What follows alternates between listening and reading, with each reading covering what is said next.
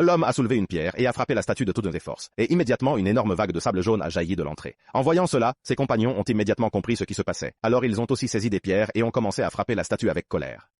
Et avec les statues environnantes se brisant morceau par morceau, l'équipe leva les yeux avec stupéfaction pour découvrir que des colonnes de pierre anciennes datant de siècles commençaient à bouger, se rapprochant à grande vitesse vers le centre, et à chaque collision entre les colonnes qui faisaient trembler le sol disparut soudainement sous leurs pieds, et ils tombèrent dans le puits en dessous d'eux. Lorsqu'ils reprirent conscience, ils se retrouvèrent à l'intérieur de la forteresse dorée légendaire.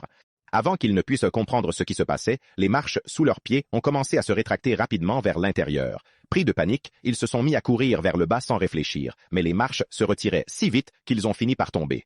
Heureusement, il y avait une flaque d'eau peu profonde en bas qui a sauvé leur vie, bien que par miracle.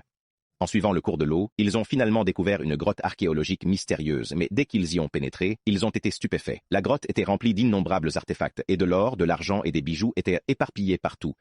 Cependant, le vieil homme qui était avec eux semblait complètement indifférent. Il s'approcha d'une porte couverte de poussière et sortit une sphère cristalline. Selon la légende, cette sphère était la clé de la forteresse dorée. L'homme regarda l'ouverture dans la porte et comprit immédiatement ce qu'il devait faire. Il leva lentement la sphère cristalline au-dessus de sa tête et à ce moment-là, la porte commença à activer une série de réactions.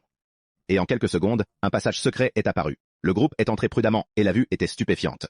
Une lumière dorée brillait de chaque coin, et même les murs étaient faits de briques en or pur. Plusieurs statues de cristal étaient à disposer autour de la salle. C'est alors que le groupe remarquait quelque chose d'étrange. Ils s'approchèrent d'une des statues et virent qu'une partie en manquait. L'un des compagnons leva à nouveau la boule de cristal, mais à ce moment-là, quelque chose d'inattendu se produisit.